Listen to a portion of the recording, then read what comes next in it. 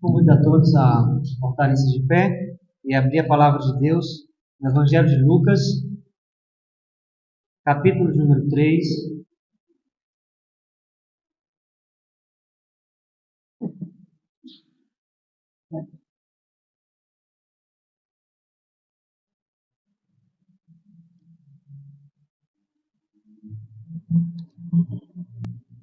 Lucas, capítulo de número 3, os versos de número 23 a 38.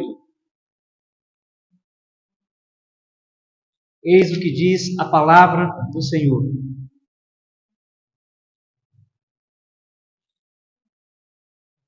Ora, tinha Jesus cerca de 30 anos ao começar o seu ministério.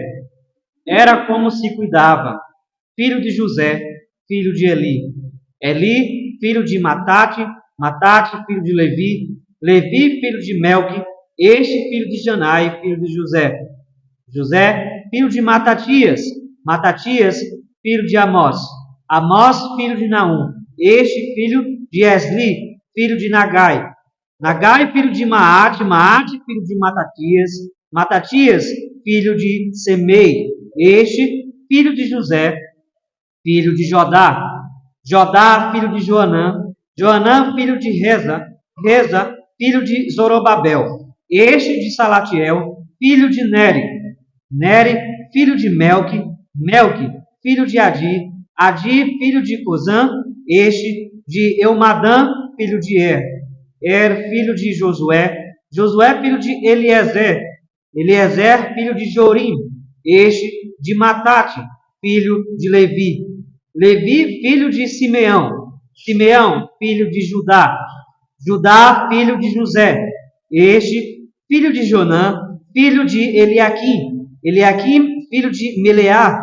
Meleá, filho de Mená, Mená, filho de Matatá, este filho de Natã, filho de Davi, Davi, filho de Jessé, Jessé, filho de Obed, Obed, filho de Boaz, este filho de Salá, filho de Naassom, Naassom, filho de Aminadab, Aminadab, filho de Admin, Admin, filho de Arni, Arni, filho de Esrom, este filho de Pérez, filho de Judá, Judá, filho de Jacó, Jacó, filho de Isaque, Isaque, filho de Abraão, este filho de Tera, filho de Naor, Naor, filho de Serugue, Serugue, filho de Ragal, Ragal, filho de Faleque, este filho de Eber, filho de Salá, Salá, filho de Cainã, Cainã, filho de Arfaxade, Arfaxade, filho de Seme, este filho de Noé, filho de Lameque,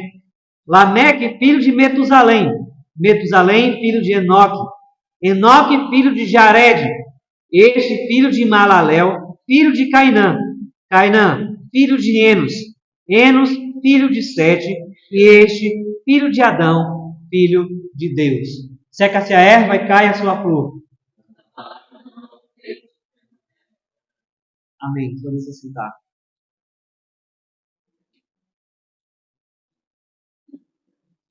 Talvez você já tenha lido algumas vezes essa genealogia de Lucas capítulo 3, mas não a tenha compreendido, porque você leu a genealogia também escrita por Mateus. Mas a diferença entre a genealogia de Jesus escrita por Mateus, no capítulo 1, do verso 1 ao verso 17, e a escrita por Lucas, se dá de modo geral ao propósito de cada autor. Mateus traça a sua genealogia indo até Abraão, porque ele escreve aos judeus. E os judeus consideravam Abraão o seu pai por excelência. Mas Lucas, de forma a alcançar a todos os gentios, ele vai até a pessoa de Adão. E, em certo sentido, dá um maior entendimento, uma maior compreensão da pessoa de Jesus Cristo. Alguém comentou dizendo que a genealogia traçada por Lucas tinha um propósito duplo: mostrar a Teófilo cujo nome está no início deste evangelho, sendo o homem aqui essa carta, esse evangelho é direcionado. Então, mostrar a Teófilo e aos outros gentios que, como o Messias prometido a Israel, Jesus também traz salvação a todas as nacionalidades. E também sugerir um contraste entre a tentação e o fracasso de Adão, filho de Deus, no Éden, e ainda um contraste a tentação e a obediência do Filho de Deus no deserto, como nós podemos ver a partir do capítulo número 4 desse Evangelho. Em relação a este Evangelho de Lucas, em nenhum outro há essa genealogia, colocando-a entre o relato do batismo de Jesus e o da sua tentação no deserto.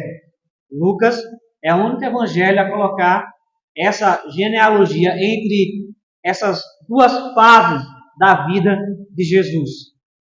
Lucas aqui lembra aos seus leitores de que o Filho de Deus também é filho do homem, nascido neste mundo, identificado com as necessidades e os problemas dos homens. Além do que, ele demonstra que Jesus tinha o direito legal sobre o trono de Davi. Lucas capítulo 1, verso 27, ao receber o anúncio do anjo, Lucas, no capítulo 1, verso 27, nos diz: a uma virgem desposada com certo homem da casa de Davi, cujo nome era José, a virgem chamava-se Maria. Lucas quer enfatizar a família de José, qual descendia Davi. E aqui nessa genealogia nós vemos alguns nomes de familiares que talvez você já conheça: Abraão, Davi, Sete, bem como o próprio Filho de Deus.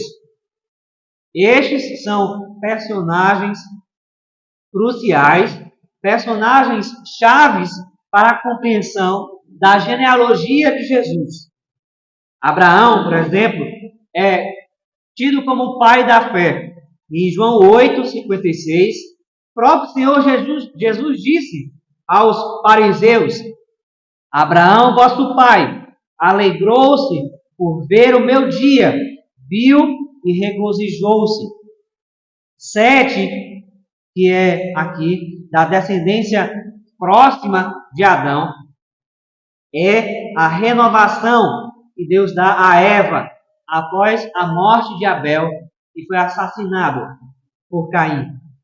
Em Gênesis 4:25, tornou Adão a coabitar com sua mulher, e ela deu à luz a um filho, a quem pôs o nome de Sete, porque disse ela: Deus me concedeu outro descendente em lugar de Abel, que Caim matou. A Sete nasceu-lhe também um filho, ao qual pôs o nome de Enos. Daí se começou a invocar o nome do Senhor. Mas Davi é o tão conhecido rei, cujo reinado Deus promete tornar perpétuo sobre Israel.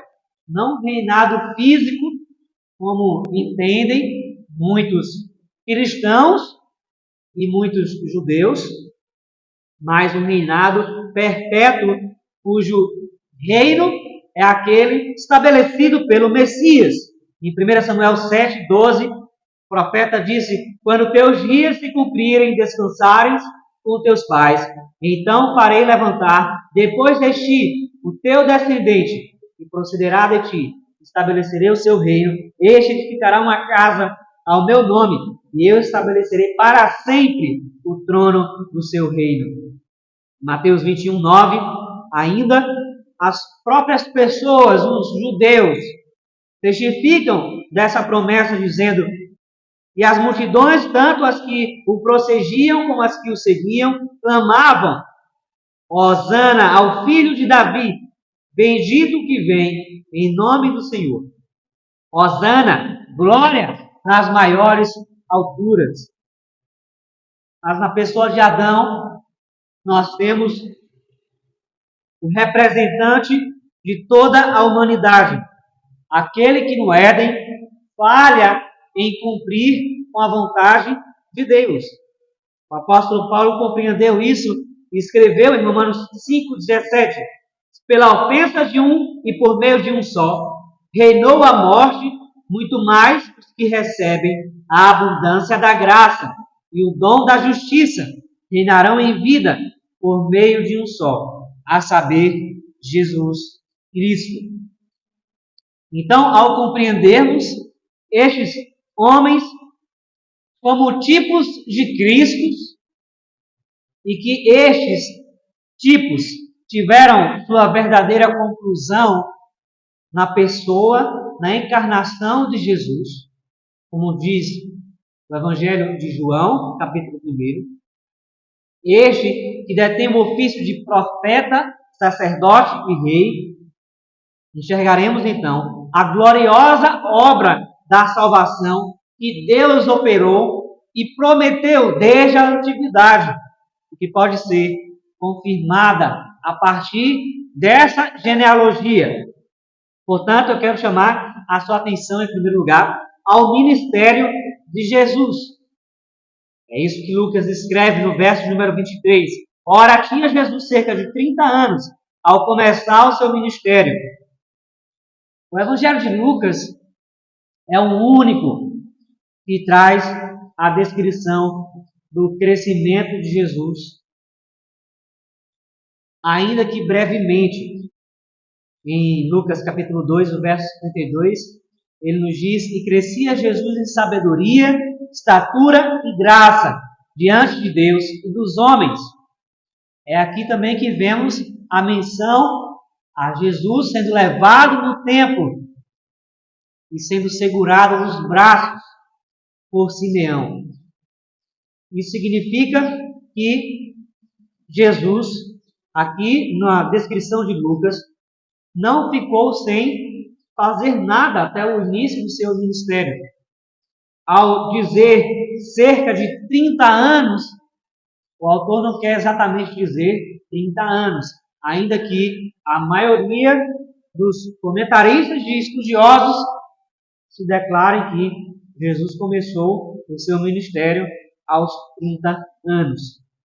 Mas Jesus não foi um homem que ficou andando, perambulando pelas ruas, até chegar o dia em que ele começou a pregar, a anunciar o Evangelho. De modo nenhum. Em Mateus 13, 55, nós vemos que os homens apontaram para Jesus, dizendo: não é este o filho do carpinteiro?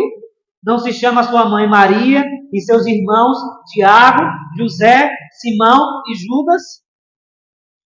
Jesus, portanto, ele segue o seu pai na arte da carpintaria, e não somente fazer móveis, mas trabalhar com todo tipo de obra.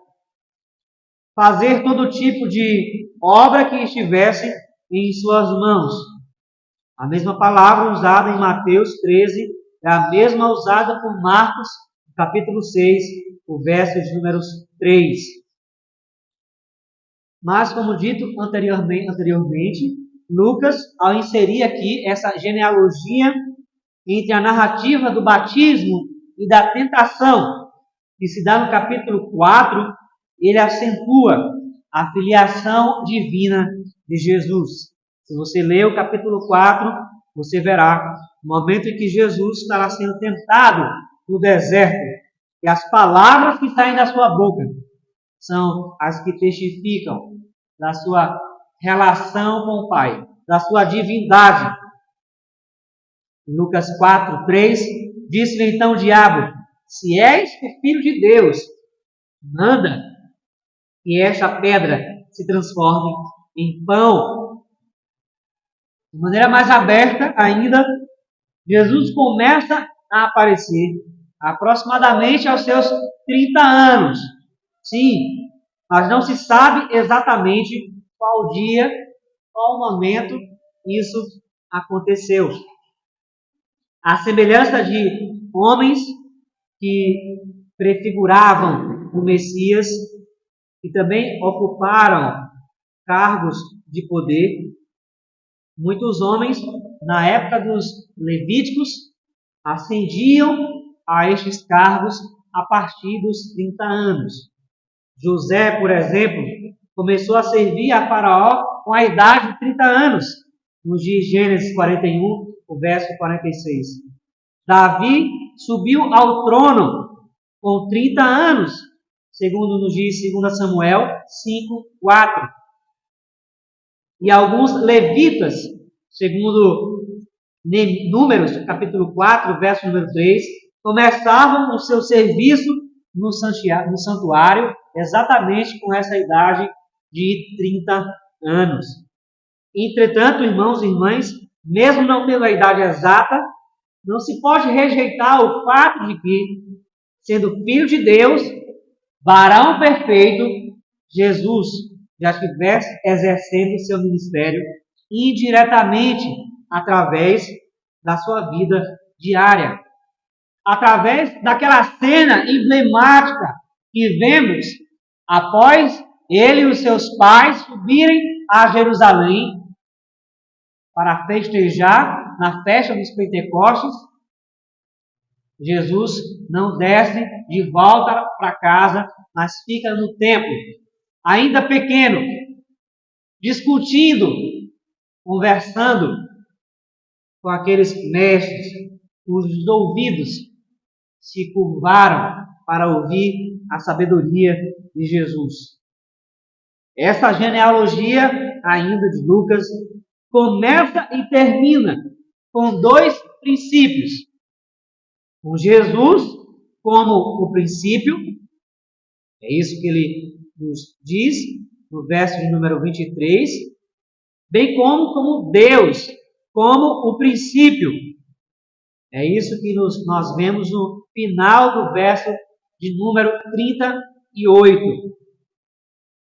Deus, portanto, do início ao fim, está aqui gerenciando, por assim dizer, essa genealogia e nos mostrando que a pessoa de Cristo é uma pessoa perfeita, que Cristo é divino, que Ele é o Filho de Deus, e o seu ministério revela a promessa ou as promessas de Deus de maneira visível aos olhos dos homens, sendo executada. Mas, em segundo lugar, eu chamo a sua atenção a relação profética entre Jesus e Davi. E, a partir disso, então, podemos entender de maneira mais aprofundada essa genealogia. Em 1 Samuel, capítulo 7, verso 12, o trono de Davi, como nós vimos, seria estabelecido para sempre.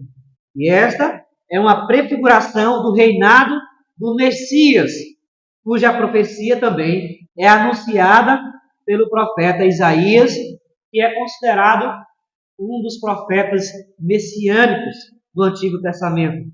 Em Isaías 9, verso número 6 e 7, ele nos diz: porque um menino nos nasceu, um filho se nos deu, o governo está sobre os seus ombros, o seu nome será Maravilhoso Conselheiro, Deus Forte, Pai da Eternidade, Príncipe da Paz, para que se aumente o seu governo e venha a paz sem fim sobre o trono de Davi, sobre o seu reino, para o estabelecer e o firmar mediante o juízo e a justiça, desde agora e para sempre. O zelo do Senhor dos Exércitos fará isto. Essa relação favorece-nos no entendimento de que Jesus executou um ofício de rei quando da sua encarnação, ocupando o trono de Davi. No entanto, o trono, ou então o Messias, cujo trono iria ocupar, os judeus imaginavam de maneira completamente diferente. Eles não imaginavam o Messias que vinha falar da eternidade, o Messias prometido iria vir falar de arrependimento de pecados e da paz, somente Deus poderia dar, mas eles esperavam um Messias guerreiro, um Messias bravo, aquele que destruiria os inimigos físicos de Israel. O próprio Davi, aliás, reconhece o reinado do Messias que viria. No Salmo número 110, verso 1. Disse o Senhor ao meu Senhor. Este é um salmo de Davi. Assenta-te à minha direita, até que eu ponha os teus inimigos debaixo dos teus pés.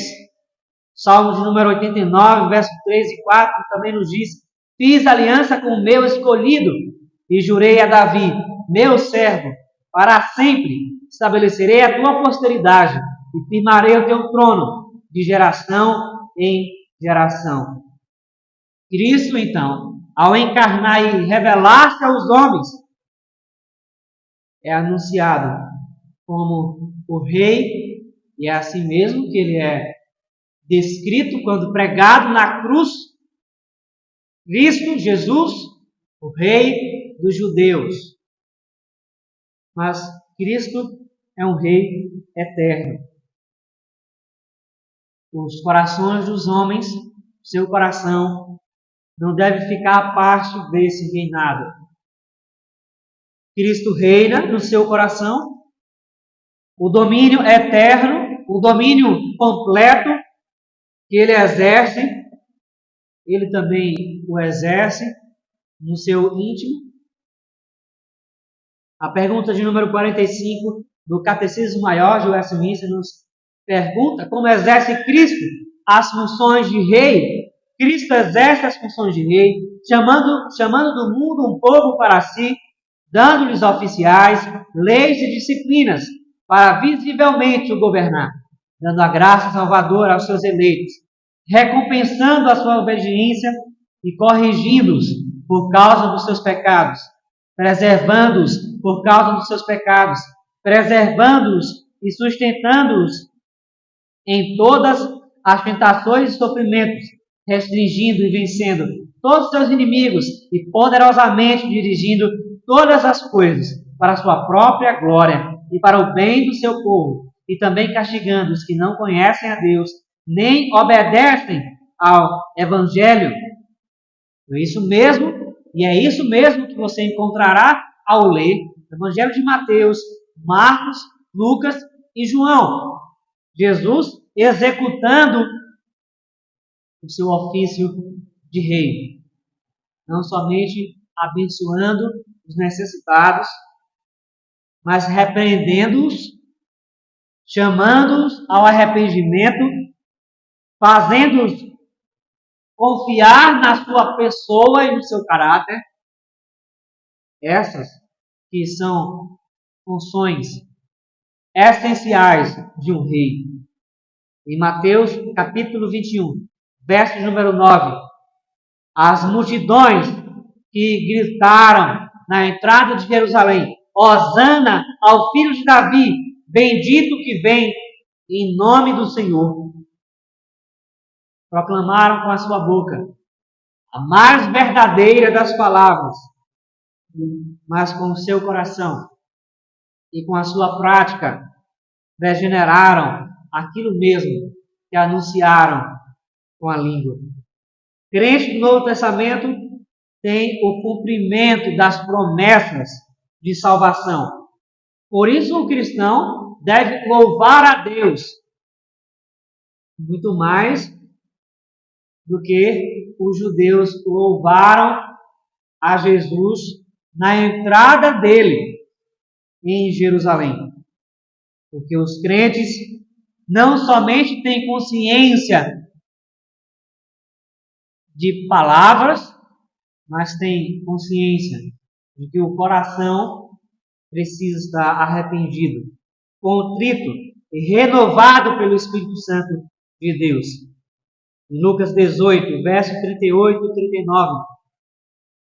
Os pecadores, quando viam Jesus, clamavam dizendo: Jesus, filho de Davi, tem compaixão de mim. E os que iam na frente o repreendiam para que se calasse. Ele, porém, cada vez gritava mais: Filho de Davi, tem misericórdia de mim. Esse é um dos títulos que Jesus herda no Novo Testamento. Filho de Davi, aquele cuja genealogia está arraigada no trono e nas promessas que Deus fez a Davi. É por isso que há uma grande necessidade de você entender quem é Cristo, de você buscar a conhecer a Cristo, de você entender a quem você obedece. Você não deve viver cegamente, você não deve crer cegamente, porque quem faz isso está sendo levado por outros cegos. Há milhões e milhões que são cegos guiando outros cegos. Mas você tem a palavra de Deus. Você tem livros, hoje traduzidos em centenas, eu diria até em milhares, quase, traduzidos para o português, para que você se encha da sabedoria e do conhecimento de Cristo. Romanos 10, 9, o apóstolo Paulo disse: se com a tua boca confessares Jesus como Senhor, e em teu coração creres que Deus o ressuscitou dentre os mortos, serás salvo. É assim mesmo que você tem se postado diante desse rei? Satanás acreditou poder minar a Jesus, mesmo sabendo da sua divindade, mesmo sabendo quem ele era, ele a si mesmo o tentou. E em tudo que foi tentado, Cristo não cedeu. Cristo foi fiel até as últimas consequências. Por isso que eu chamo a sua atenção, em terceiro lugar, ao cumprimento da chegada do segundo Adão. Ao levar essa genealogia até as 7 Enos e Adão, considerado filho de Deus, Lucas está mostrando a realeza de Cristo, mas também o cumprimento da sua obra como o segundo Adão. E ao investigar a Bíblia, é inevitável que nós nos deparamos com a compreensão do apóstolo Paulo em relação ao contraste e semelhança entre Adão e Cristo. 1 Coríntios 15, 22, o apóstolo disse: porque assim como em Adão todos morrem, assim também todos serão vivificados em Cristo.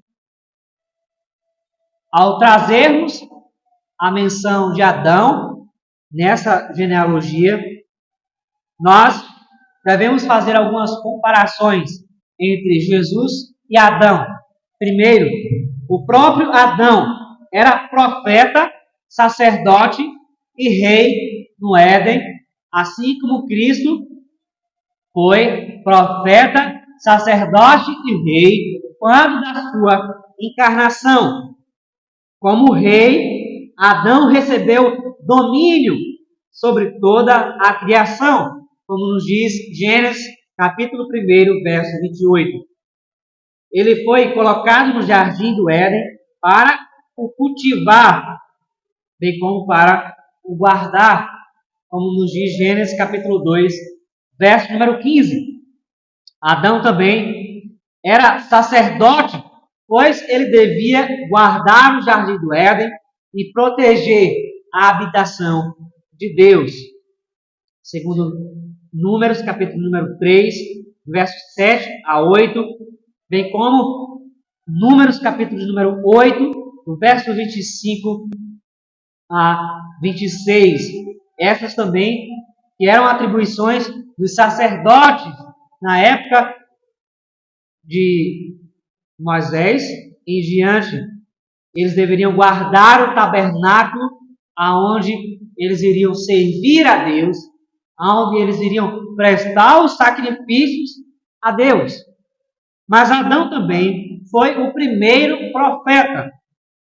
Deus deliberou diretamente com Adão, da mesma forma que, por exemplo, deliberou com Abraão, ou até mesmo com Moisés, falando face a face, bem como com outros profetas.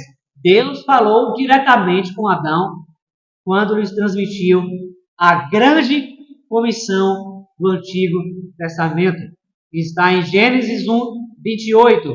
E Deus os abençoou e lhes disse: sede fecundos, multiplicai-vos, enchei toda a terra e sujeitai-a, dominai sobre os peixes do mar, sobre as aves dos céus e sobre todo animal que rasteja pela terra. Nestes 3 ofícios, Adão cai de maneira profunda. Adão, após a queda, no próprio ato da queda, seu pecado, ele coloca toda a humanidade e toda a natureza em rebelião contra Deus.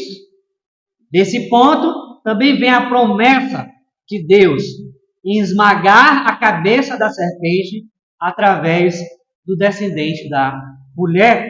Gênesis 3,15 nos diz: porém, inimizade entre ti e a mulher, entre a tua descendência e o seu descendente. Este te ferirá a cabeça e tu lhe ferirás o calcanhar. Essa, irmãos e irmãs, é a história da redenção. A história da redenção, podemos assim assinalar, é um embate constante entre o bem e o mal, até o cumprimento das promessas de Deus, ao revelar o Messias, cujo tipo estava sendo anunciado através dos pais e dos profetas, através da fidelidade de Abraão, da sua coragem, do seu amor em entregar o seu próprio filho, através de Davi, cujo coração foi tido como aquele que estava totalmente inclinado a Deus, através de José, que reina sobre todo o Egito, governando com paz e prosperidade.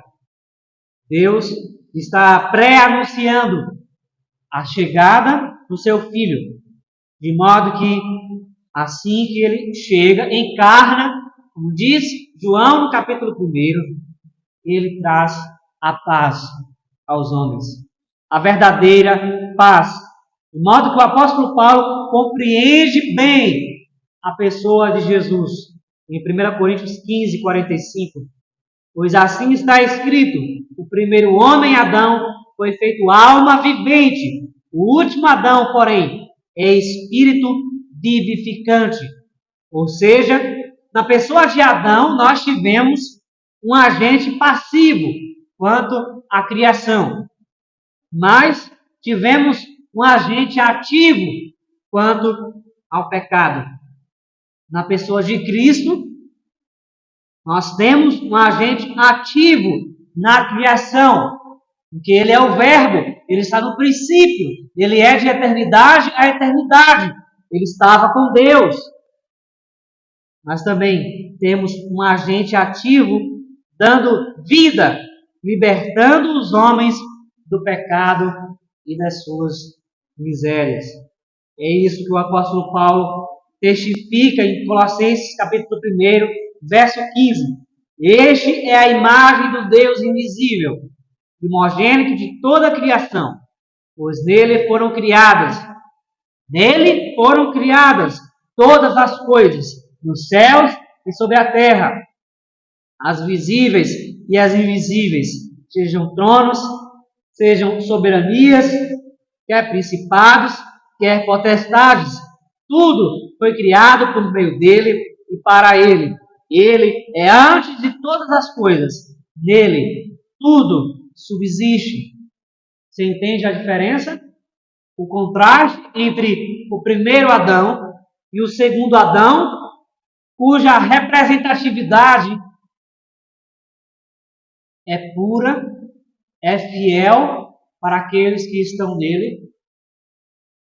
Há milhões de pessoas confiando na sua própria carne, confiando no seu próprio braço, que se considera forte, confiando, em última análise, no primeiro Adão, na força do seu próprio braço, escondendo-se dos seus pecados quando Deus o chama, negligenciando a chegar-se a Cristo, o último, o segundo Adão, que é puro, perfeito, reto em todas as suas perfeições, em todos os seus caminhos.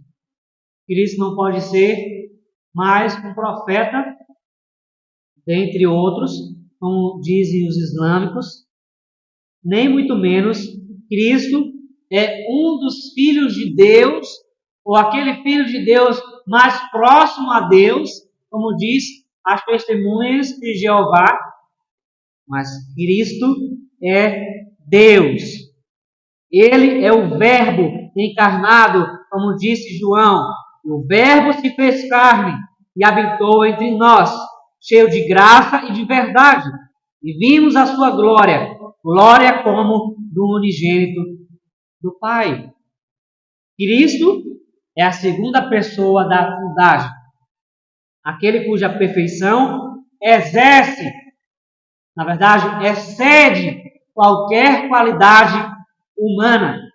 Ninguém jamais viu de maneira perfeita, de maneira harmoniosa, de maneira a que tudo se encaixe, um homem cujas perfeições, cujas palavras, cujas intenções resplandecia a glória de Deus, resplandecia a pureza que podemos encontrar somente no caráter de Deus. Por isso, o escritor da carta aos Hebreus, no capítulo 4, verso 15, nos diz: porque não temos sumo sacerdote que não possa compadecer-se das nossas fraquezas. Antes, foi ele tentado em todas as coisas, a nossa semelhança, mas sem pecado. Cheguemos-nos, portanto, confiadamente junto ao trono da graça, a fim de recebermos misericórdia e acharmos graça para socorro em ocasião oportuna. Se você tem um coração inclinado a arrepender-se, a examinar a si mesmo, você conseguirá alcançar a retidão, porque Cristo já fez tudo por você. Você conseguirá alcançar uma vida de paz de consciência, você conseguirá alcançar confiança, você conseguirá vencer as suas fraquezas, porque Cristo, cujo reinado, cuja pessoa encarnou e pagou pelos nossos pecados de uma vez por todas, é suficiente para que você, através dele, se achegue ao trono da graça de Deus para encontrar refúgio. Você sabe o que significa graça? Graça é o favor de Deus para com os homens que não merecem. É o favor imerecido de Deus com o qual Ele nos trata. E a misericórdia de Deus é a maneira pela qual Ele não nos trata como nós deveríamos sermos tratados. Nessa manhã, Você reconhece a Cristo sendo o favor de Deus para a remissão dos seus pecados?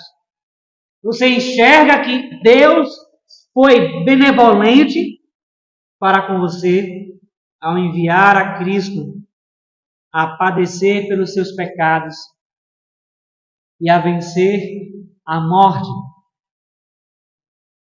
cujo terror, cujo pavor domina os perversos, mas o coração daqueles que temem a Deus não podem afetar.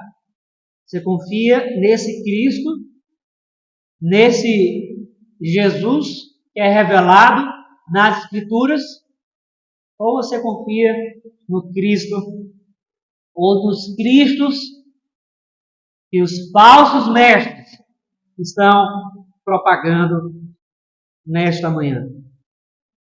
Por sua fronte e vamos orar.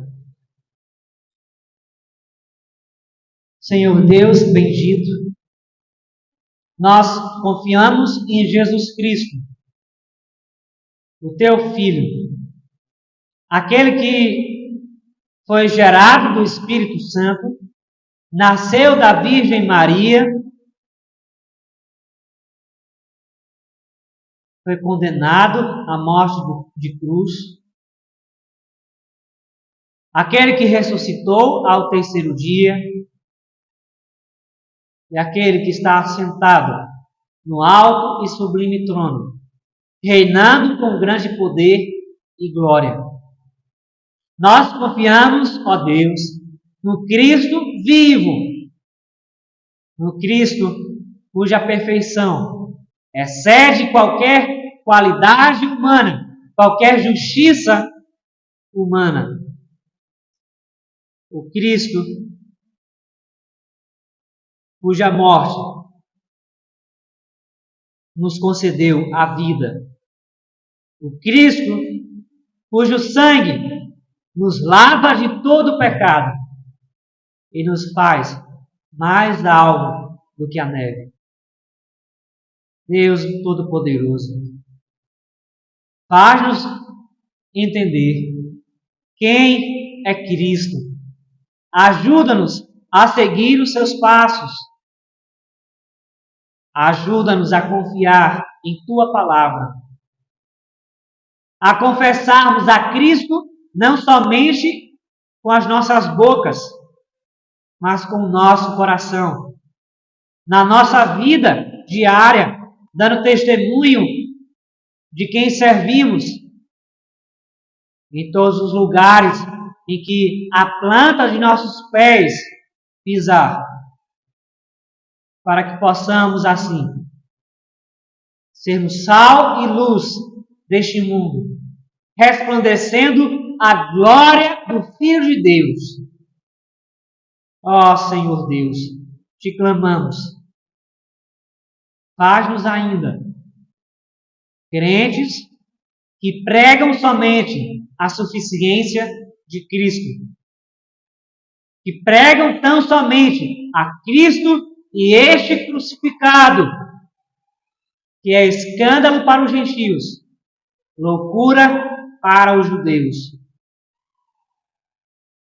Te clamamos, Senhor, que a nossa mente esteja engajada